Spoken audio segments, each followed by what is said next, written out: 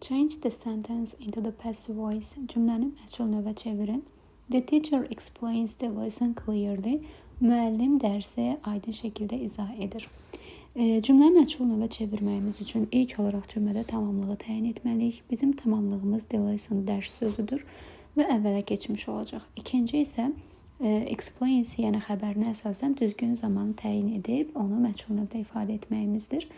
İndiki sadə zamanda olduğu üçün to be-nin am, is, are formasından, daha sonra isə verb 3, yəni feilin 3-cü formasından istifadə etməliyik.